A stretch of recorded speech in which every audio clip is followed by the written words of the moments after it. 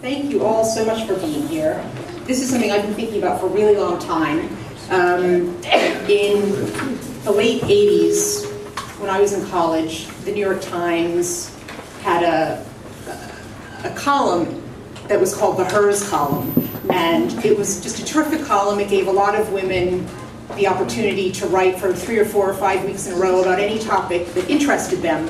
And this wonderful column that had big name writers ran in the home section because, of course, you know, that's where women would look to find it. So then some time must have gone by and men must have started getting itchy and jealous that they didn't have a wonderful forum for writing like this. So the Times developed a column called About Men. And of course they put it on the back page of the magazine where, you know, everyone would be sure to find it. So I found this really irritating, and I was in college, so I had access to publications that would let me write whatever I want. So I wrote this little thing called The New York Times Magazine, or Women Belong in the Home section. And I think I stole the idea from Harper's. I did a little annotated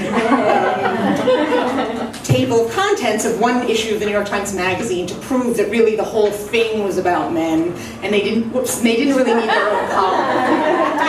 So, thank you, Alex. So, you know, I would never really have guessed that 27 years later, I would open the New Yorker and find a table of contents that had literally 0 pieces by women a few weeks ago, you know, that nothing had really changed.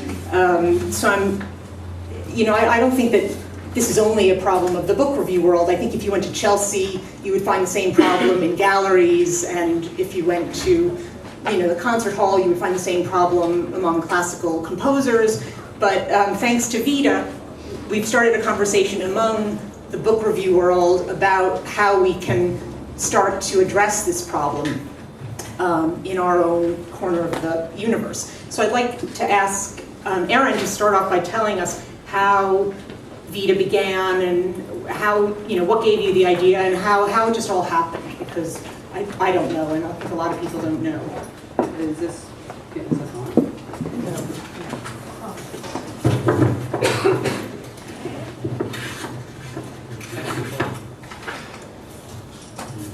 Should I try it without? How about now?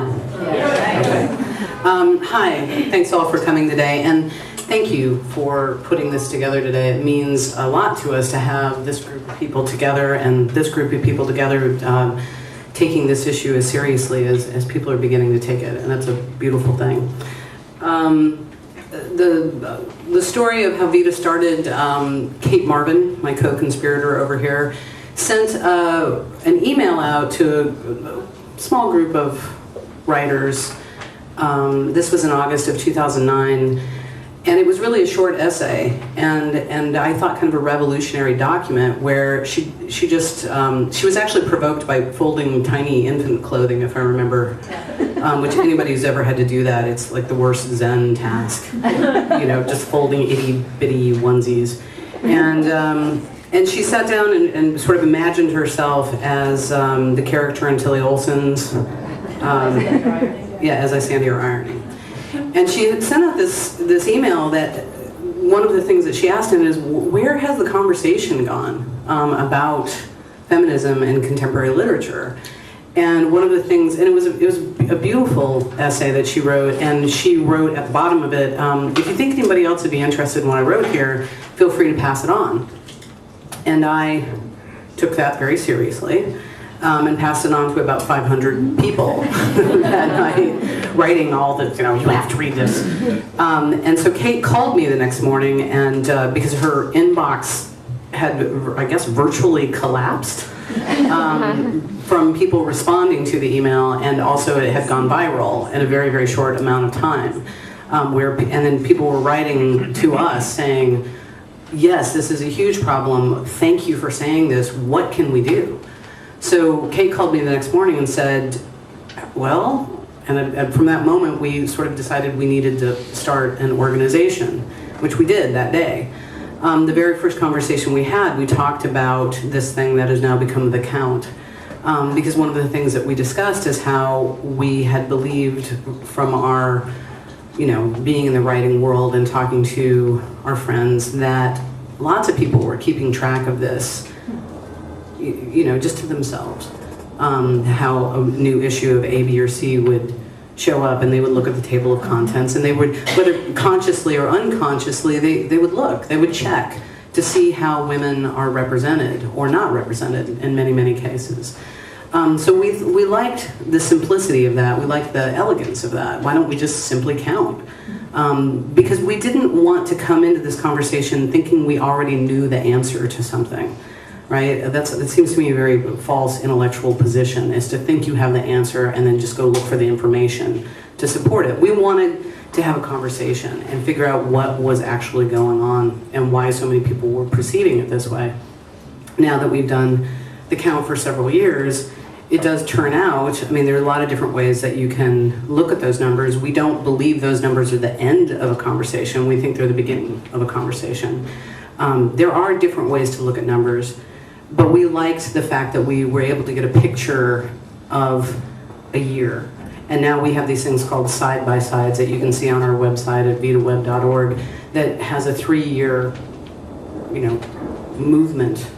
So the picture is moving, so we can see where we're at in time, a longer period of time.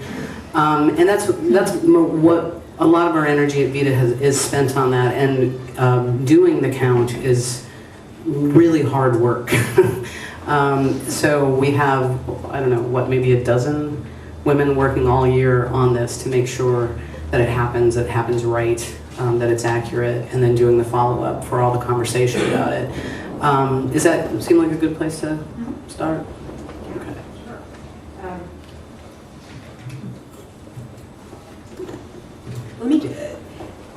Now that we have the 3 years worth of the count and we can see the, as you called it, movement, but I'm tempted to say lack of movement. Rob, I'm curious, Tin House is virtually the only publication that has really changed in response to the count, and I'm really curious to hear, how you saw it when you first got the numbers and what that spurred you to do, and how you made the change. Is this one on? Is this one on? No. All right. The one mic. I've been doing Tin House for about 15 years now, and my staff is 50-50 men and women, and I had been operating under the assumption that, of course, we publish equal numbers of men and women, because, I just didn't even think about it. I just assumed, I was operating under the assumption. So in the first count, we came out slightly okay, but not great. It was like 2/3 men to women that year. And I was actually shocked. So it prompted me to sort of look at all of our numbers. And we get 15 to 20,000 submissions a year. And I sifted through all of the submissions, both solicited and unsolicited. And I found out that unsolicited were about 50-50, and solicited were 2/3 men to women. And I was kind of shocked by that. That means that agents, other publishers, previous contributors were sending me 2-to-1 men versus women. And then I dug a little deeper, and I found that my past contributors, all of my past contributors, were 2/3 men to women were resending stuff. That means for every out of every 3 people I resolicited, men were twice as likely to send me stuff. And so I had to ask women like 3-4 times to send me something. And I also, more problematically, when I rejected women, they were like 5 times less likely to send me something after I rejected them. Even after I explicitly said, please send me your next thing, women seemed to take rejection a lot more personally, whereas 100% of men will send me something after being rejected in the most blatant way. Please never send me anything ever again. 3 seconds later, I get more. Another interesting thing I found, I don't do straight book reviews. I have a section called Lost and Found, where we champion out of print or neglected books or writers. And what I found was like my authors or my contributors were 50-50 men and women, but the subjects were 80% men. And I found that men and women, you could write about anything. I would solicit the writers, like, please, write about an underappreciated writer. And I found that both men and women were picking men to write about, which I was shocked to find. So what I did was like, I readjusted everything. I basically stopped soliciting men. I stopped saying, please send me something else, because they're going to do it anyway. And I like quadrupled my effort with women. Like I'm much more aggressive about going after women. And I also like much more vigilant about looking at my run sheet. Like where are we balance-wise, new, old, and it's really not rocket scientists. It's just about, being perceptive. Like, when people say, oh, things happen, it's like, I don't think they do. Like when the New Yorker had that Zero Women issue, I remember there was one, her name was Alex, so it was confusing, right? Because it was Alex spelled, like, I think, but I remember there were like a couple of prominent women who were like, oh, this sometimes happens. And I'm like, no, it doesn't. If you have an editor who's paying attention, it shouldn't happen. So,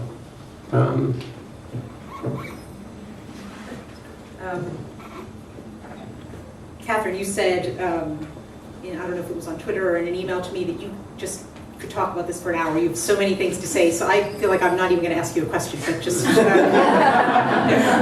do want to ask you one question, which I feel a little bad about. I started doing my own count this morning, and I was looking, the last few reviews you've done have all been women writers: Anne Carson, Chimamanda Adichie, F. Scott Fitzgerald, the famous lady. Well, and the takedown of F. Scott Fitzgerald. But then I found your piece about your 10 favorite books of last year, 6 of which were men and 3 of which were women. And I'm not accusing you of anything. I'm just wondering, is that something that you think about or should think about when you're making a list like that? Did you notice that? Did you think about it? I'll answer that, but maybe I'll just answer kind of a larger question about the count. So I ran my own Vita numbers last night, which I'd never done before. I felt very confident that all the reviews were going to be by a woman. I should clarify, I'm actually not the book editor at New York Magazine, I'm their book critic, so I write the book reviews, I don't assign. And relevantly, they're not really assigned to me either. I have essentially free reign to write about whatever I want. And I mention that because I'm going to come back to it, because it turns out to have a little bit of a pernicious flip side, although I love the autonomy. So I ran my Vita numbers. I was honestly expecting that they were going to be probably slightly mediocre. And to my surprise, they run about 6 to 5 women to men in terms of the authors that I'm writing about. So 2 things were striking to me about that. One was that I was surprised, and it made me realize how unconscious the process of selection really is. And I say that even as someone who cares passionately about helping to maintain and create a diverse, interesting, rich literary culture. So I do think, in the abstract, I think all the time about underrepresentation and overrepresentation and what that conversation sounds like. In the specific, I'm like, oh, I love this book, I want to write about it, So I was pleasantly surprised to see that those numbers were decent. They're sort of counter-correcting. And then I did something else, and I say this with a little bit of trepidation. I ran the numbers on my predecessor. And I want to say that this is somebody, I'm sure many of you know him, I love him, I love his work, he is a dear friend, he's a neighbor, he's one of my favorite people in the world to discuss books with. I think he's someone who takes me seriously as a woman in the literary conversation. And we often seem to have very similar taste in literature. I did warn him that I was going to bring this up.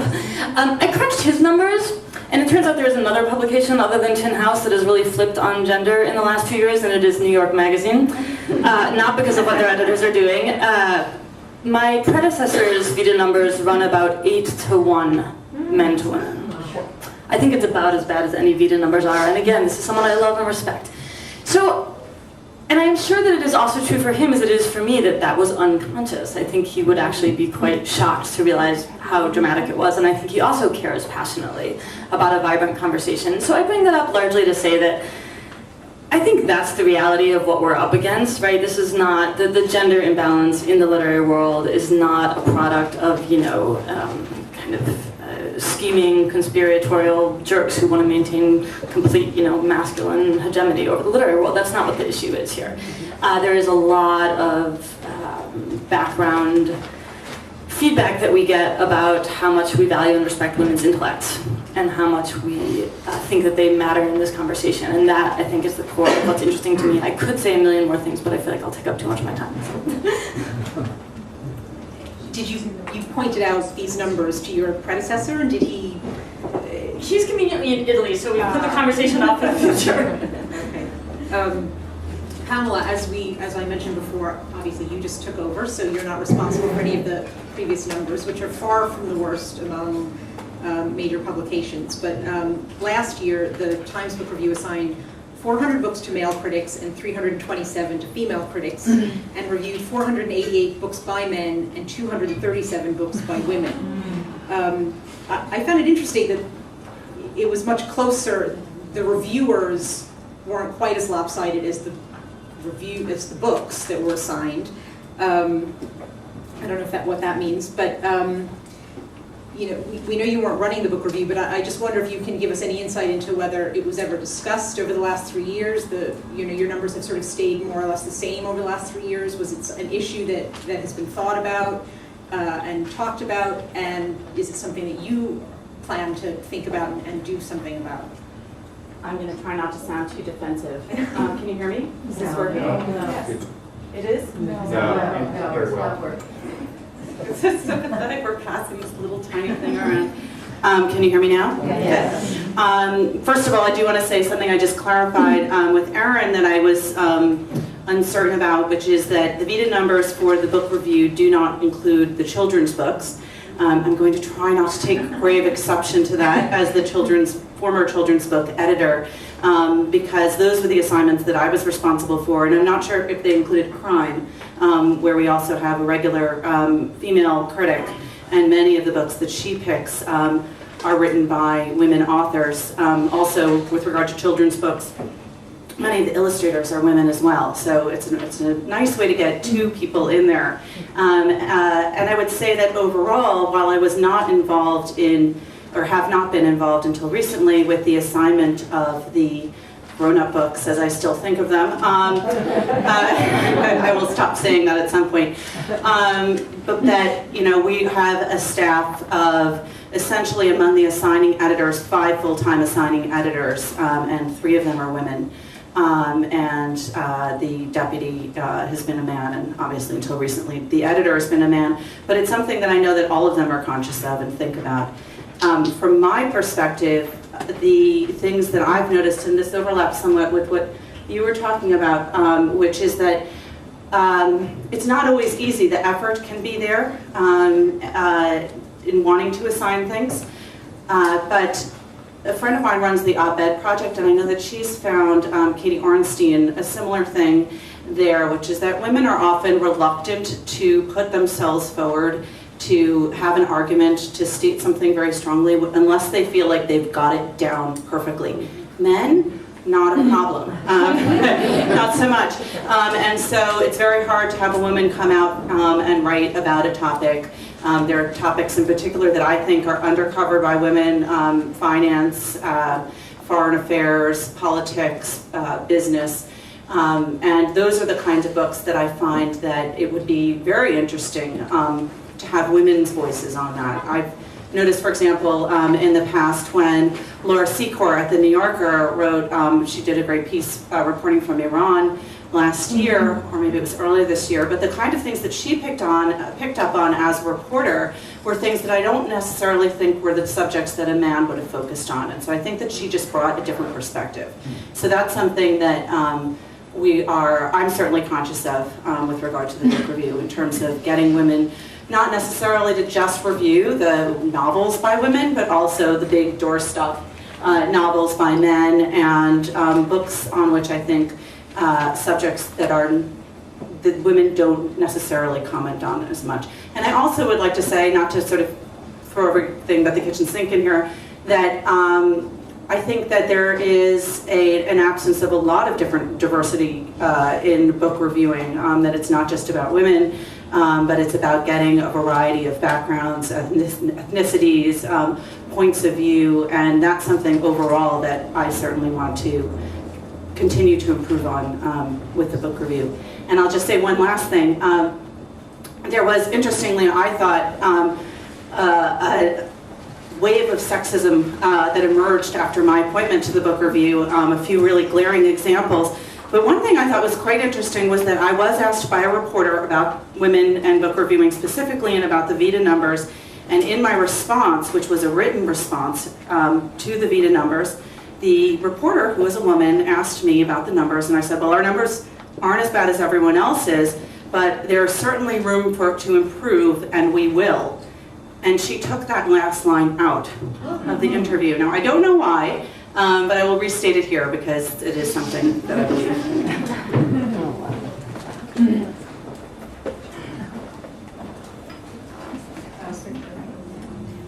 Meg wrote an essay a year or so ago in the Times, which I believe Pamela edited, about the role of the woman writer. When I was writing this piece in college and thinking about fiction in the mid-'80s, I used to be irritated at women, like I remember Margaret Atwood didn't want to be identified as a woman writer because it seemed like it was a feminist thing to do, to be a woman writer. And so I was interested reading your piece, have things changed in that way, or do you think this is personal? You don't want to be thought of as a woman writer, you want to be a writer, and I think today probably most people do feel that way. Do you feel like it's marginalizing to be thought of as a woman writer? You have your own little Amazon category. Yes, I know. Yeah, as I said in the piece, Amazon has this category called women's fiction. It's a subcategory, but in it was like me, Danielle Steele, Virginia Woolf. The only thing was that all of us had at least once been in possession of a uterus. Doesn't that sound like the beginning of a Jane Austen novel? The truth universally understood. Look, I can't speak for all writers who happen to be women. I actually had a conversation with a friend who is a really good novelist, and she said, I know my readers are women, so if you want to call what I do women's fiction, that's fine. But I don't feel that way personally. And there is this thing that happens whereby, you tell somebody what kind of fiction you write, and they say, oh, you should talk to my wife. This can happen a lot. And I started to think, what is that? So when I saw the terrible Vita numbers, I started to try to kind of work backwards a little bit and look at the process, the sort of assembly line that takes place in the making of a book, from its conception to really its reception. So something happens in-house where they sit around and talk about who do they want the blurbs, on the back of the book to be. And I remember when the Nathan Englander collection, we talk about Anne Frank, he's a wonderful writer.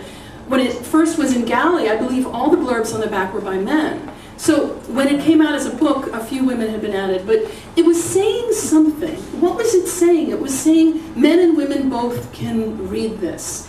Because I think that it is harder to get men to read books with like a wall of women on the back. It sort of might appear like a sort of estrogen patch or something. This isn't true of all men, and you get blowback saying this, but the truth is really, and this really does have to also be said, the fiction readers and buyers in this country are women. I mean, they really predominantly are women, correct? And you can't overestimate the importance of women and book groups to the survival of fiction, and I really want to give a nod to that because I think it's tremendously, tremendously important. That said, if you want to sort of rise up above what the New York Times very cleverly called the second shelf, I did not come up with that title for that piece, you need to do something which is sort of enter the cultural conversation, and that tends to be a co-ed conversation. So how do you do that? And it's frustrating for publishers because I think they know that a lot of their readers are women. So how do they make a book look? This was one of the things that I talked about in the piece. And I talked about the little girl in a field of wheat issue. That theory, right? But actually, I started thinking, the more I looked at book covers, that it was a lot more recently a sort of women in water, which kind of gave a dreamy inessentiality to the way books looked, that they were figurative, and more books by men had bigger typeface and were less figurative. And these were coded messages. This is for women, this is for men. And what do you do about that?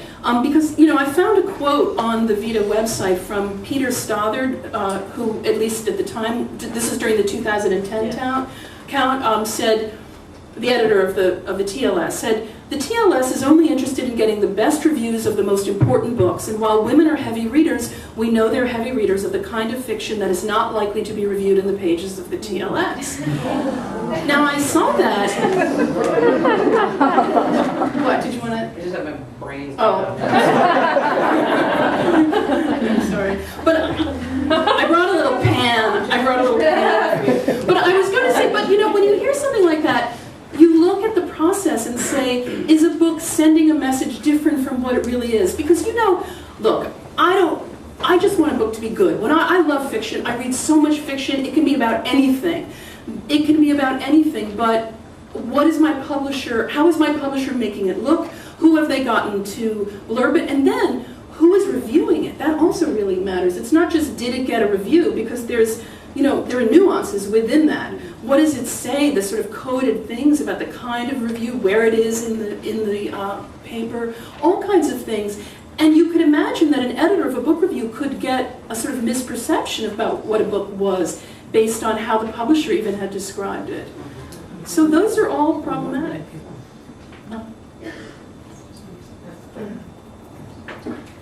Yeah, I just want to jump in on a couple of points about that. It brings me back to this kind of larger question, which is, why do we track the demographics in the literary world? And one reason, obviously, is to account for these long-standing, entrenched inequalities, right, and to try to adjust them. And the other reason, it seems to me, is because we want to sort of curate a really vibrant, exciting literary culture. And those goals are separable, right? They diverge and overlap in interesting ways. So if all we want to do is correct for, a long-standing gender imbalance, we can review Meg's book in the back of People magazine and call our job done, or in the back of Entertainment Weekly and ignore it as a possible cover for the New York Times book review or whatnot. Not that you would ever do that. Which is just to say that I think these goals are compatible. For me, I know that there's not ultimately a separation of these things in an ideal world. Of course, we are tending to both a livelier literary culture at the same time that we're trying to correct some of these injustices. But one thing that it says to me, listening to you as a critic, is I would like to see women critics, frankly, just taking a little more control over the literary conversation. There is a literary conversation going on out there right now. It's interesting, it's exciting. However, to be taken seriously within it, you basically need to review the Franzens, the DeLillos, the Pynchons, the Updikes. That is the reality of the world that I work in and that every book critic, male or female, in this world works in right now. And I actually happen to love all those authors. I'm happy to write about them, but there's a sort of pragmatic situation here, which is I have limited time. I'm personally kind of a slow writer. I have limited space in the magazine. So if I want to both have a voice in that literary conversation and yet also not just spend my time writing about the big guys who've already been established as heavy hitters, it's a really tricky balance. And I think that's why I sort of started out by saying we somehow need to be actively taking the reins and saying, no, you know what, this other book by this person you don't know and wouldn't necessarily pick up is as important to this conversation, and in various other ways stake out for ourselves what we think is important and interesting out there. It's interesting, this came up at another panel on a sort of the larger subject of women and literary criticism a few weeks ago at Housing Works. But there are these conundrums that if, let's say, a big book comes out by a man, if you give it to a woman critic, then it's oh wow, it's really important, and they gave it to me. Whereas if you give it to a man, this big doorstop book by a man, then you're saying, well, as to be expected. And there's an interesting flip. If you have a big important book by a woman coming out and you give it to a man, then people subconsciously, I think, believe, oh, they're taking it seriously, they've given it to a man reviewer. Whereas if we give it to a woman, it's like, oh, that's being pegged as a woman's book. Now, I'm not saying that everyone has that perception, but I think that a lot of people do subconsciously have that perception. And I also just wanted to add on to what you were saying about the blurbs, which is, I think that that happens in a lot of ways. A friend of mine had a book that's coming out, and I asked her why she hadn't asked a certain writer to blurb it on the back, and she said, well, because 3 of my 4 blurbs are by gay men, and they don't want all the blurbs to be by gay men. Lest it be pigeonholed as a book just for gay and lesbian readers. So I think that, that happens in a myriad ways.